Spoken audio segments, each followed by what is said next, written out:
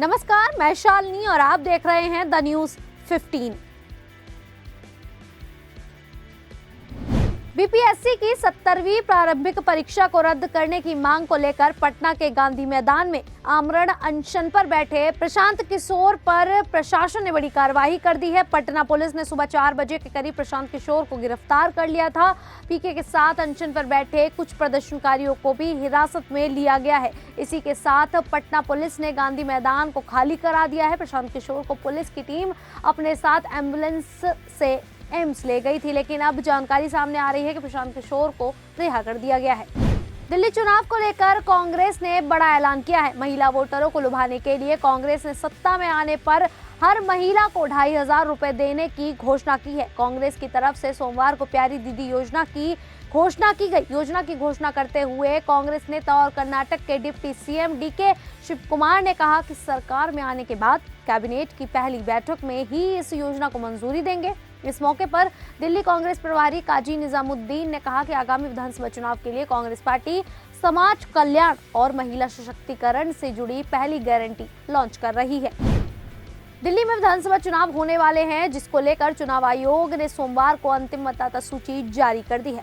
इस बार 1,55,00,000 से ज्यादा मतदाता अपने मत का इस्तेमाल करेंगे। चुनाव आयोग के मुताबिक दिल्ली विधानसभा चुनाव की अंतिम मतदाता सूची में कुल 1,55,24,858 मतदाता हैं, जिसमें से 83 लाख पुरुष और 71 लाख महिला मतदाता शामिल हैं। फाइनल वोटर सूची जारी होने के बाद अब जल्द ही चुनाव की तारीखों का भी ऐलान हो सकता है।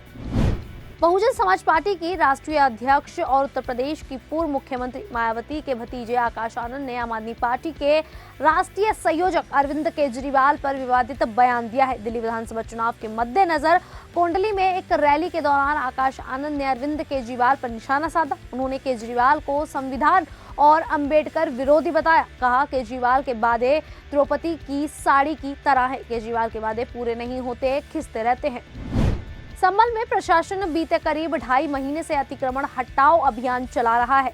प्रशासन की ओर से लाउडस्पीकर से मुनादी कार्रवाई की जा रही है कि जिन लोगों ने नाले नालियों के ऊपर अपने दुकान मकान बनाए हैं वो खुद हटा ले, वरना नगर पालिका की टीम उसे हटाएगी। चंदौसी इलाके में अतिक्रमण की जद में सुनहरी मस्जिद भी आ गई है, जिसके बाद मुस्लिम समुदाय प्रशासन की कार्रवाई के डर से खुद ही मस्जिद को तोड़वा रहा है। चंदौसी नगर पालिका क्षेत्र में करीब 2.5 महीने से अतिक्रमण मुक्त करने का अभियान चल रहा है। इस दौरान कई बार बुलडोजर की कार्रवाई की गई है।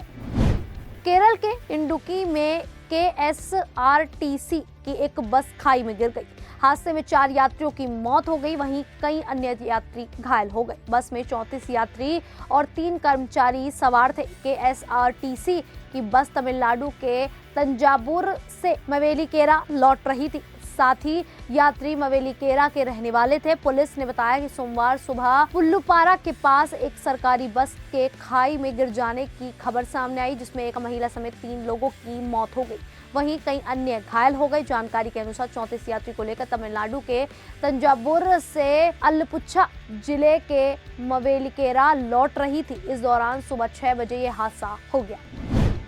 कनाडा के प्रधानमंत्री जस्टिन ट्रूडो जल्द ही लिबरल पार्टी के नेता पद से इस्तीफा दे सकते हैं। कनाडा के समाचार पत्र द ग्लोब एंड मेल ने रविवार को अपनी रिपोर्ट्स में ऐसा दावा किया। रिपोर्ट्स के अनुसार जस्टिन ट्रूडो अगले 1 या 2 दिन के भीतर पद छोड़ सकते हैं। दरअसल ट्रूडो की लोकप्रियता में हाल के समय में भारी गिरावट आई है और उन्हें पार्टी के भीतर भी विरोध झेलना पड़ रहा है। विभिन्न सर्वे में दावा किया गया है कि आगामी चुनाव में पियरे पेलिएवरे के नेतृत्व वाली कंजर्वेटिव पार्टी सत्ता में आ सकती है। मीडिया रिपोर्ट्स के अनुसार अभी ये तय नहीं है कि ट्रूडो कब इस्तीफा देंगे, लेकिन माना जा रहा है कि बुधवार को होने वाली राष्ट्रीय कॉकस बैठक से पहले ट्रूडो अपना पद छोड़ सकते हैं।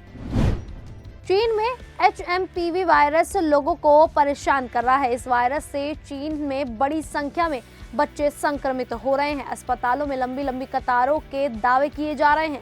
इसी बीच भारत में भी इस नए वायरस के केस सामने आने लगे हैं। अहमदाबाद में 2 महीने के बच्चे की रिपोर्ट पॉजिटिव आई है, तो वहीं बेंगलुरु में 2 केस मिले हैं। बच्चों का इलाज फिलहाल अस्पताल में चल रहा है। यह पता चला है कि एक नया वायरस जिसे HMPV कहा जाता है पहले से ही भारत और दुनिया के कई देशों में फैल चुका है। पत्रकार मुकेश चंद्राकार हत्याकांड मामले में बीजापुर पुलिस को बड़ी सफलता मिली है। पुलिस ने इस हत्याकांड के मास्टरमाइंड ठेकेदार सुरेश चंद्राकार को हैदराबाद से गिरफ्तार कर लिया है। SIT ने यह गिरफ्तारी रविवार देर रात की। पुलिस इससे पहले सुरेश के 2 भाइयों रितेश और दिनेश चंद्रकर को एक मजदूर को गिरफ्तार कर चुकी है। यह गिरफ्तारी 6 जनवरी 2025 को हुई।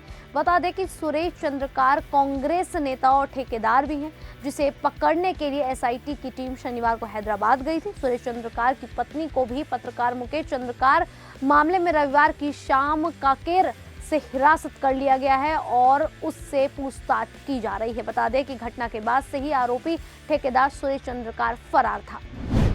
यूक्रेन ने साल की शुरुआत होते ही एक बार फिर रूस के कुर्स्क क्षेत्र में हमले शुरू कर दिए हैं। रूस रक्षा मंत्रालय ने जानकारी दी है कि यूक्रेन की ओर से कुर्स्क रीजन में नए हमले हुए हैं। बयान में ये भी बताया गया है कि हमलों को नाकाम करने के लिए ऑपरेशन जारी है। यूक्रेनी अधिकारियों की ओर से भी कुर्स्क क्षेत्र में एक नए ऑपरेशन चलाए जाने की जानकारी दी गई है। यूक्रेन ने पिछले साल अगस्त में रूस के कुर्स्क क्षेत्र में घुसपैठ शुरू की थी और क्षेत्र के एक बड़े हिस्से पर कब्जा कर लिया था।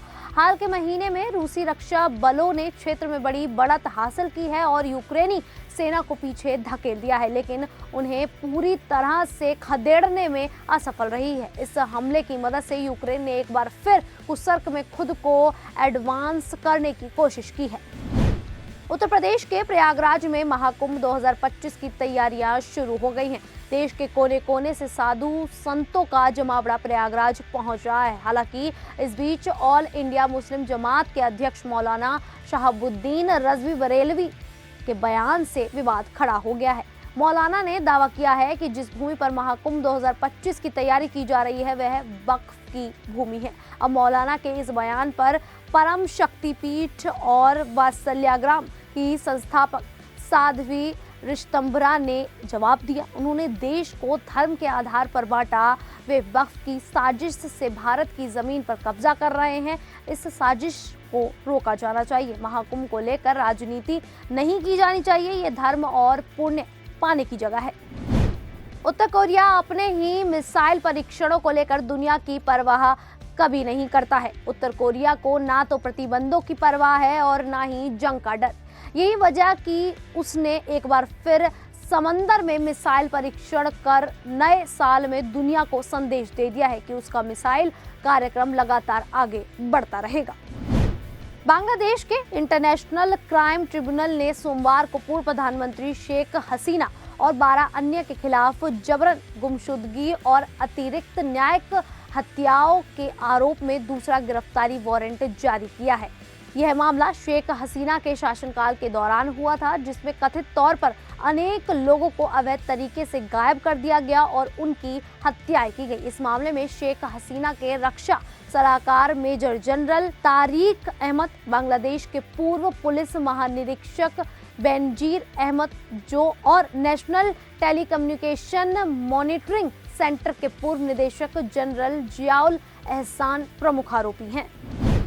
रमेश विदुड़े के बयान पर जवाब देते हुए सीएम आतिशी भावुक होती हुई नजर आई। उन्होंने कहा कि मेरे पिता एक शिक्षक हैं, वो इतने बीमार रहते हैं कि बिना सहारे के चल नहीं पाते। चुनाव के लिए इतनी घटिया हरकत करेंगे कि एक बुजुर्ग को गाली देने पर उतर आएंगे। इस देश की राजनीति इतनी घटिया स्तर पर गिर सकती है, मैंने ये कभी नहीं सोचा था। उन्होंने कहा, रमेश विदुड़ी जी खुद दक्षिण दिल्ली से 10 बार सांसद रहे। वो बताएं कालका जी के लोगों को कि उन्होंने इस इलाके के लिए क्या किया। वो ये दिखाएं, ना कि उनके 10 साल का काम था। वो मेरे 5 साल के विधायक के काम से बहुत बेहतर था। उसके आधार पर वोट मांगे। एक्ट्रेस सांसद कंगना रनौत की फिल्म इमरजेंसी का दूसरा ट्रेलर सोमवार को जारी हो चुका है। कंगना ने ट्रेलर रिलीज करते हुए कहा कि इमरजेंसी की कहानी सिर्फ एक विवादित नेता के बारे में नहीं है, बल्कि यह उन विषय पर आधारित है जो आज भी प्रासंगिक हैं। पहले ट्रेलर की तुलना में नए ट्रेलर में और भी ज्यादा इंटेंसिटी और राजनीतिक दमखम दिखाया गया। ट्रेलर में 1975 के उथल पुथल भरे दिनों और पूर्व प्रधानमंत्री इंदिरा गांधी की घोषणा इंदिरा इज इंडिया को दिखाया गया है। फिलहाल के लिए इतना ही, कल फिर हाजिर होंगे ऐसी ही 15 बड़ी खबरों के साथ। तब तक के लिए देखते रहिए द न्यूज़ 15।